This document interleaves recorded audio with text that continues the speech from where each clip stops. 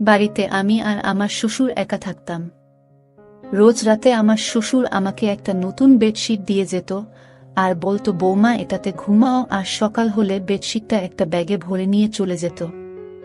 আমার মনের অবস্থা তখন ভালো ছিল না। আমি বিধবা হয়েছিলাম, 1 মাসও হয়নি, কিন্তু একটা জিনিস খুব আশ্চর্যের ছিল, যখনই আমি ওই বেডশিটে শুতাম আমার খুব ঘুম চলে আসত। রোজ একই কাজ করতে করতে আমি ক্লান্ত হয়ে পড়েছিলাম। একদিন আমার শ্বশুর বেডশিট দিয়ে চলে গেল, কিন্তু আমি বেডশিটটা বিছানায় পাতলাম না, আর ঘুমানোর নাটক করলাম। আর তার 4 মিনিট পর আমার সাথে যা হলো তা জানলে আপনি ভয়ে কেঁপে উঠবেন। তো বন্ধুরা, ভিডিওটি শুরু করার আগে আপনি যদি আমার এই চ্যানেলটির নতুন দর্শক হয়ে থাকেন তাহলে চ্যানেলটি সাবস্ক্রাইব করবেন।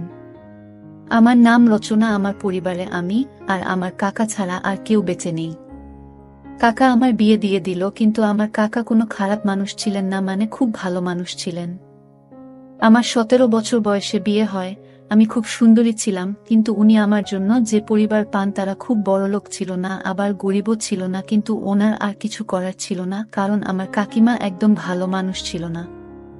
কোনো ভালো সম্বন্ধ এলে আমার কাকিমা বলতো, আগে নিজের মেয়েদের কথা চিন্তা করো, একে তাড়াতাড়ি বাড়ি থেকে বিদায় করো, না হলে আমার মেয়েদের জন্য ভালো সম্বন্ধ পাবো না। যারাই আসতো তারাই আমাকে পছন্দ করে নিত, কারণ আমি খুব সুন্দরী ছিলাম।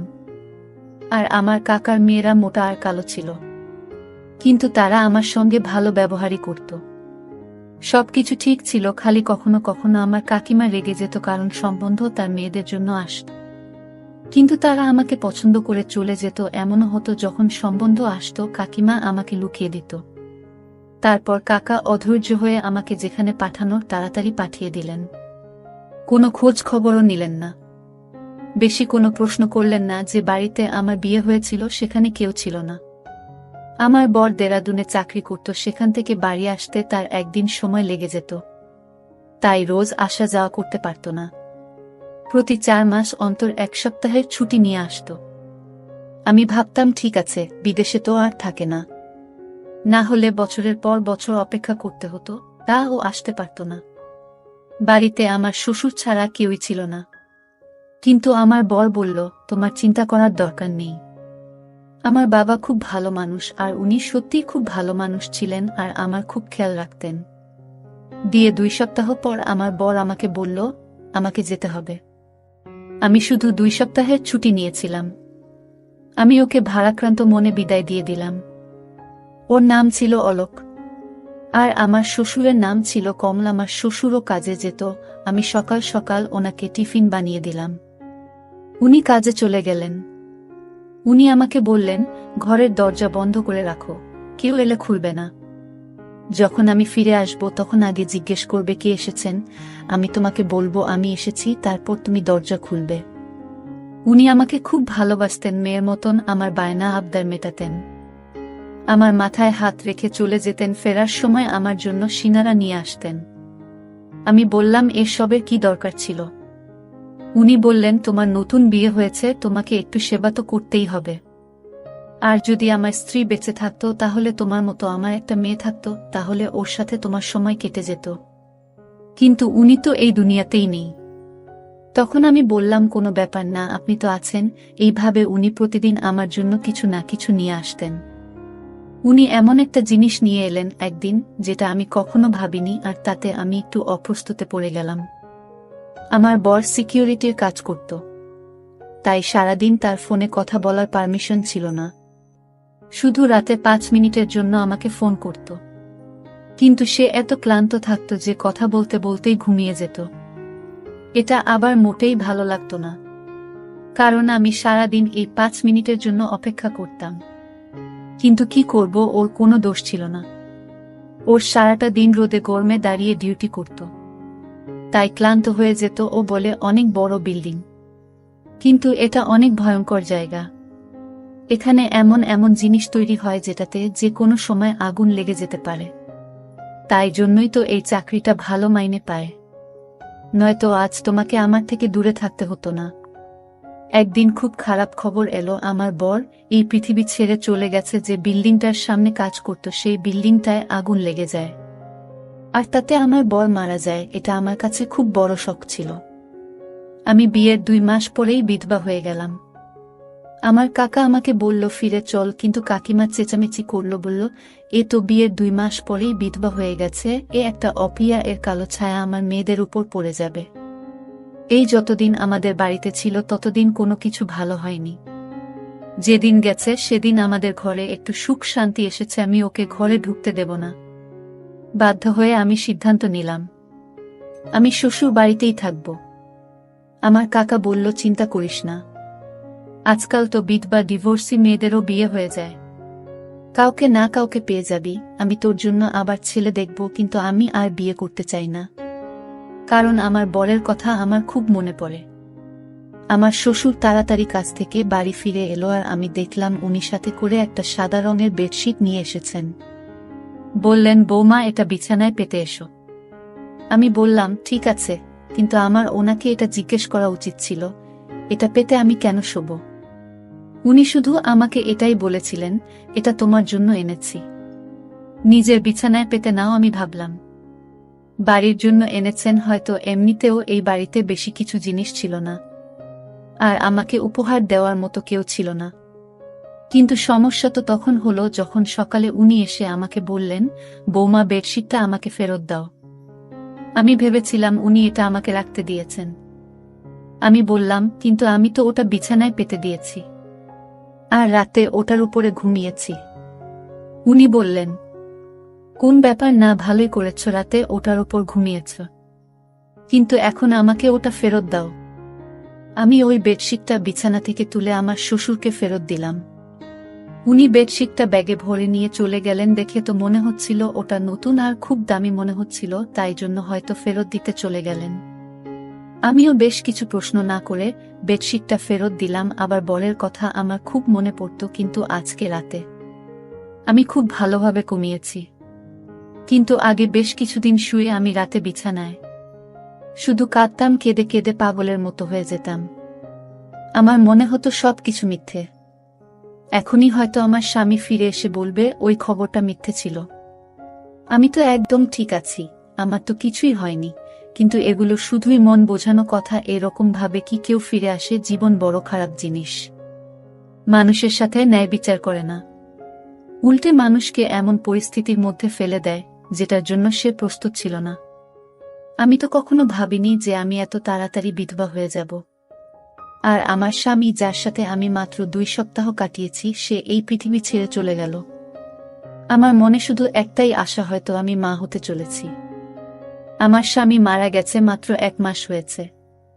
কিছুদিন আর যদি বাঁচত তাহলে হয়তো আমি নিশ্চিত হয়ে যেতাম যে আমি সত্যিই মা হতে চলেছি নাকি সেটা নয়, কারণ যখন আমার স্বামী ফিরে গিয়েছিল তার 20 দিন আগে সে আমার কাছে ছিল, আর তার যাওয়ার 2 দিন পরই খবর এলো যে সে আর বেঁচে নেই।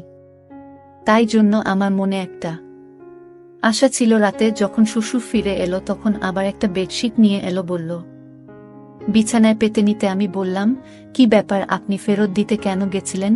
উনি বললেন যে দোকান থেকে আমি এই বেডশিটটা নিয়েছিলাম, ওই দোকান থেকে আমার বন্ধু ও বেডশিট নিয়েছিল, কিন্তু ও বোন বাবা ওটা দাম কমে গিয়েছে, আর আমারটা দাম বেশি নিয়েছে, তাই আমি ওটা নিয়ে ঝগড়া করতে গেছিলাম। দোকানদার আমাকে 2 টাকা ফেরত দিয়েছে, তুমি গিয়ে শুয়ে পড়ো। আমি বললাম ঠিক আছে। আমি আবার বেডশিটটা পেতে নিয়ে শুয়ে পড়লাম। এমন ঘুমান না, একেবারে সকালে গিয়ে ঘুম ভাঙল, কিন্তু সকালে আমার শরীরটা ভালো লাগছিল না। আমার মনে হচ্ছিল আমি মা হতে চলেছি। তখন আমার মাথাটাও ঘুরছিল আর গা হাত পা ব্যথা করছিল। কিন্তু সকালে যখন জল খাবার বানাচ্ছিলেন, শ্বশুর আবার এসে বলল বেডশিটটা ফেরত দাও। আমি অবাক হয়ে গেলাম। আমি ওনাকে কিছু জিজ্ঞেস করতে গেলাম তো উনি বললেন আবার এখন টাইম নেই, তাড়াতাড়ি ওটা নিয়ে আসো। আমি তাড়াতাড়ি ওটা এনে ওনাকে দিয়ে দিলাম। উনি কোনো উত্তর না দিয়ে বাজারে চলে গেলেন আর বললেন আমার অনেক কাজ আছে বোমা, তুমি নিজের খেয়াল রেখো। আমি ভাবলাম এসব কি হচ্ছে, কখনো ফেরত দিতে চলে যান, কখনো নিয়ে চলে আসেন, জানি না উনি কি করছেন। বুড়ো মানুষ, এরা খুব সহজেই অন্য লোকের কথা বিশ্বাস করে। যখন বেডশিটটা নিয়েছে তখন চুপচাপ রেখে দিন। 1-2 টাকার জন্য এত ঝামেলা করার কি আছে? আজকাল তো 2 টাকায় একবার খাবারটাও হয় না। কিন্তু আমার শ্বশুরকে কে বোঝাবে? আমার শরীরটা পুরো দিন খারাপ হয়ে রইল। আমি মনে মনে খুশি হলাম যে আমি মা হতে চলেছি। আমি এই জন্য খুশি হয়েছিলাম যে আমার স্বামীর কিছু না কিছু চিহ্ন তো আমার কাছে থাকবে। আমি ভেবে নিয়েছিলাম যে যদি ছেলে হয় তাহলে আমি তার নাম আমার স্বামীর নামে রাখব। এই ভেবে অলোক আমার জীবনে আবার ফিরে আসবে। কেউ তো আমার নিজের হবে, না হলে তো আমার জীবনে নিজের বলে কেউ নেই। একমাত্র স্বামী ছিল সে, ও এই পৃথিবী ছেড়ে চলে গেল। আমার শ্বশুর তো রুটিন বানিয়ে ফেলেছিল। উনি রাতে আমাকে পেয়েছি দিতেন, আবার সকালে ফেরত চেয়ে নিতেন, আর আমি এমন ঘুমিয়ে পড়তাম যে আবার কোনো হুঁশ থাকত না। আমি কোথাও শুনেছিলাম যে যখন মহিলারা হয় তখন তার খুব ঘুম পায়। তাই জন্য আমি অন্য কিছু না ভেবে এই সব নিয়ে বলেছিলাম, কিন্তু 1 সপ্তাহ পর আমার এই আশাটা ভেঙে গেল। আমার মন খুব খারাপ হলো। আমি গর্ভবতী ছিলাম না, আমার স্বামীর কোনো চিহ্ন আমার কাছে রইল না। আমার খুব বেশি আফসোস লাগছিল, খুব কাছে ছিলাম। শ্বশুরকে এসব কিছুই বলিনি, কিন্তু উনি জিজ্ঞেস করলেন কাঁদছো কেন? আমি বললাম না কিছু না। কিন্তু আবার আমি চিন্তা করতে লাগলাম, যদি আমি গর্ভবতী হব তাহলে আমার এত কেন ঘুম পায়, আমার শরীর এত ব্যথা হয় কেন?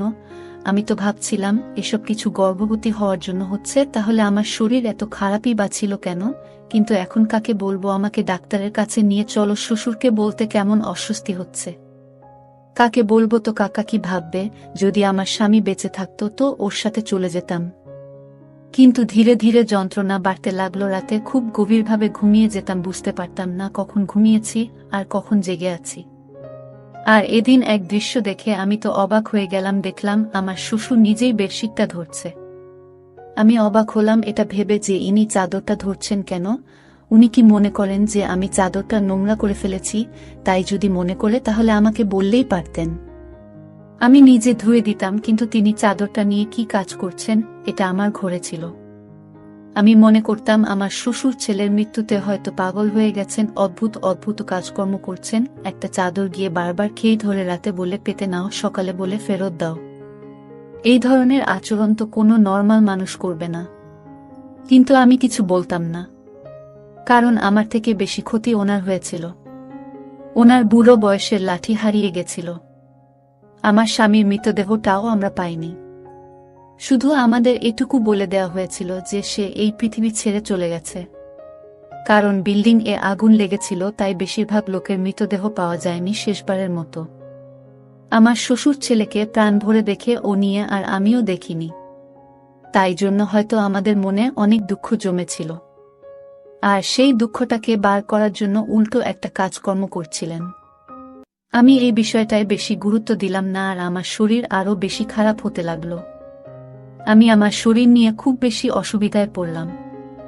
এখন তো আমি ঘরের কাজ করব ঠিক করে করতে পারছিলাম না। আমার খালি বমি হতো। একদিন আমার শ্বশুর বাড়ি ছিল না, তখন একজন প্রতিবেশী আমার বাড়িতে এলো। আমি তাকে সবকিছু বললাম। সব শুনে সে বলল, তোমার শরীর তো খুব খারাপ মনে হচ্ছে, এরকম ভাবে চললে হবে না। বাড়িতে শুধু যদি শ্বশুর থাকে তাহলে ওনাকে বলবেন না তো কাকে বলবে? এতে লজ্জা পাওয়ার কি আছে? লজ্জা পেতে গিয়ে মরে যাবে নাকি? চলো তুমি আমার সঙ্গে। সে আমাকে হাসপাতালে নিয়ে গেল। ডাক্তার আমাকে চেক করে বলল আমি মা হতে চলেছি। শুনে তো আমি থমকে গেলাম। আমি বললাম, ডাক্তারবাবু এটা কি করে সম্ভব? আমার স্বামী তো মারা গেছে। উনি আমাকে কোনো তারিখের ব্যাপারে জানতে চাইলেন। আমি ওনাকে সবকিছু বললাম। আমি ওনাকে বললাম, হ্যাঁ আমারও আগে মনে হতো এমনটা, কিন্তু সেটাও তো প্রায় 1 মাস হয়ে গেছে। আমার স্বামী 2 মাস আগে আমাদের ছেড়ে চলে গেছে। কিন্তু ডাক্তার বলল কখনো কখনো এরকমটাও হয়, হয়তো আপনার সাথেও এমনটাই হয়েছে। মহিলার শরীরে কোনো লক্ষণ দেখা দেয় না, কিন্তু তবুও সে গর্ভবতী হয়। আমি তো কিছুই বুঝতে পারছিলাম না। তারপর ডাক্তার আমাকে বলল, তুমি কারো সাথে কোনো নোংরা কাজ করনি তো? আমি বললাম, সৃষ্টিকর্তার দিবি আমি এমন কোনো কাজ করিনি। আমি তো আমার স্বামীকে খুব ভালোবাসতাম। আর আমি ওনাকে বললাম, আমাদের বাড়িতে তো আমার বউ শ্বশুর ছাড়া আর কেউ থাকে না, আর আমি কোথাও যাওয়া আশাও করি না। ডাক্তার বলল, ঠিক আছে দেখো, কিছু মনে করো না। এসব ক্ষেত্রে এই ধরনের প্রশ্ন করা হয়। কিন্তু তুমি মা হতে চলেছ এটা একদম নিশ্চিত। এখন আমি এটা জানি না যে তুমি আমাকে মিথ্যা কথা বলছো নাকি তুমি তোমার তারিখটা বলতে ভুল করছো। আমি আবার হিসাব করতে শুরু করে দিলাম। কিন্তু আমার হিসাব মতো এই বাচ্চাটা আমার স্বামীর ছিল না। আমি ডাক্তারকে মিথ্যা বলে দিলাম, কারণ ডাক্তার হয়তো আমার বদনাম করে দেবে। আমার সঙ্গে আমার পাড়ার মহিলা ছিল, সে বলেছিল সে প্রায় এই ডাক্তারের কাছে আসে, এখন তো সে বাইরে বসেছিল। কিন্তু না জানি যদি কালকে আমার ব্যাপারে কিছু জিজ্ঞেস করে নেয় তাহলে কি হবে। আমি বললাম, আপনি ঠিক বলেছেন, আমি তারিখ গুনতে ভুল করেছি। ডাক্তার আমাকে কিছু ওষুধ লিখে দিলেন আর বললেন, আপনার শরীর একটু বেশি খারাপ অবস্থায় আছে, আপনার নিজের প্রতি অনেক যত্ন নিতে হবে। কিন্তু আমি এটা ভেবে পাচ্ছিলাম না যে বাচ্চাটা কার। যখন থেকে আমার স্বামী মারা গেছে তখন থেকে আমার সাথে এসব কি হচ্ছে। একটা অদ্ভুত ঘটনা আমার সাথে ঘটেছিল, যেটার সাথে আমার শ্বশুর জড়িত ছিল। এটা তো ছিল চাদরের ব্যাপারটা, আর একটা ছিল আমার অজ্ঞান হয়ে যাওয়ার মতো ঘুম পাওয়া। আমি তো খুব চিন্তিত থাকতাম, আমার মনে এতগুলো দুঃখ ভরেছিল, তবু আমি এত নিশ্চিন্তে কি করে ঘুমাতাম। মানুষের পরীক্ষা থাকলেও সে নিশ্চিন্তে ঘুমোতে পারে না। আমার তো জীবন সাথী এই জীবন থেকে চলে গেছিল, আর আমি এরকম নিশ্চিন্তে কি করে ঘুমাতে পারি। কিছু না কিছু গড়বড় নিশ্চয়ই আছে, এটার খোঁজ এবার আমাকেই করতে হবে। এবার আমি ভেবে নিয়েছিলাম যে আমাকে কি করতে হবে, যেটা আমি করছি না, আর সেটা আমার করা উচিত ছিল না। অর্থাৎ একদিনের জন্য আমার রুটিনটা বদলাতে হবে। আর আমার রুটিনটা বদলে ফেললাম, আমি রাতের খাবার খেলাম না। কি জানি, হয়তো আমার খাবারের সঙ্গে কিছু মিশিয়ে দেওয়া হচ্ছে। আমি এটা ভেবে পাচ্ছিলাম না এসব করবে। আমার শ্বশুর আমাকে আবার ওই একই বেডশিট এনে দিল। এখন তো বেডশিটটা অনেক পুরনো হয়ে গিয়েছিল, তাও আমার শ্বশুর ওটাকে এমনভাবে ব্যাগে ভরে আনতো যেন নতুন। জানি না ওটাকে নিজের সাথে নিয়েই ঘুরে কেন। আমি বললাম, ঠিক আছে, আমি ওটা পেতে শুয়ে পড়ব। কিন্তু আজ আমি বেডশিটটা না পেতেই বিছানায় শুয়ে পড়লাম। কিন্তু আমি আশ্চর্য হলাম, আজ আমার ঘুম আসছিল না। আমি বুঝতে পারছিলাম না তাহলে কি আমার ঘুমের সাথে এই বেডশিটের কোনো সম্পর্ক ছিল। এসব কি হচ্ছিল আমার সাথে? আমার তো মোটে ঘুম আসছিল না। দেখতে দেখতে রাত একটা বেজে গেল, বাইরে কোনো আওয়াজ নেই। কিছুক্ষণ পর একটা আওয়াজ এলো। আমি ভাবলাম হয়তো শ্বশুর জল খেতে বা বাথরুমে যাওয়ার জন্য উঠেছেন। কিন্তু কেউ যেন আমার ঘরের দিকেই আসছিল আর ঘরের ভিতর ঢুকে পড়ল। ঘরের লাইট বন্ধ ছিল। আমি জোরে জোরে নিঃশ্বাস নিয়ে ঘুমানোর অ্যাক্টিং করছিলাম, কারণ আমি দেখতে চাই এটাকে। এমনিতে আমার খুব ভয় করছিল, আমার ঘরে তার কি কাজ ছিল। কিন্তু কিছুক্ষণ পর যখন সেই ব্যক্তি আমার পাশে এসে শুয়ে পড়ল আর আমাকে জড়িয়ে ধরল, তখন আমি চিৎকার চেঁচামেচি করতে শুরু করে দিলাম। তারপর লাইট জ্বেলে দেখতেই আমি চমকে গেলাম, কারণ সেই ব্যক্তি অন্য কেউ নয়, বরং আমার শ্বশুর ছিল। ওই চাদরটার দিকে দেখলেন আর রেগে গিয়ে আমাকে বলেন, আজকে চাদরটা পাতনি কেন? আমি আরো চমকে গেলাম, কিভাবে কথা বলছে আমার শ্বশুর আমার সাথে। আমি চিৎকার করছিলাম। উনি বললেন, নোংরা মহিলা একটা, চেঁচাচ্ছিস কেন? আমি পুরোপুরি ঘাবড়ে গেছিলাম। আমি বললাম, আপনি এসব কি করছেন? আমার শ্বশুর ঘাবড়ে গেল। আমি আরো জোরে জোরে চিৎকার করা শুরু করে দিলাম। পাড়ার লোকজন সবাই এসে আমাদের দরজা খটখট করতে শুরু করে দিল। সব কি হচ্ছে? সেই মহিলারা আর তার স্বামী বাড়ির ভেতরে ঢুকে পড়ল, যার সাথে আমার একটু বন্ধুত্ব হয়েছিল। আমি ওদের চিৎকার করে শুধু এটুকু বললাম, পুলিশকে ডাকো, ইনি আমার ইজ্জতের উপর হামলা করেছেন। ওরা তো হকচকিয়ে গেল। সারা পাড়ার লোক জড়ো হয়ে গিয়েছিল। পাড়ার লোকেরা সবসময় বিরক্ত থাকত। তারা চোর বা এই ধরনের অপরাধী পেলে তাকে মেরে মেরে তার উপর সব রাগ উগরে দিত। আমার শ্বশুরকেও ওরা ঘিরে ফেলেছিল। তারা বলেছিল, এই পাড়ায় সবাই ভদ্রলোক থাকে, আপনি আপনার বৌমার সাথে এসব কি করছেন? তাছাড়া আমি ওই মহিলাকে আগেই বলেছিলাম আমি মা হতে চলেছি, আর আমি জানি না এই বাচ্চাটাকে। আর আমার শ্বশুর এবার মুখ খুললেন। উনি বললেন, উনি চাদরে ঘুমের ওষুধ মিশিয়ে নিয়ে আসতেন।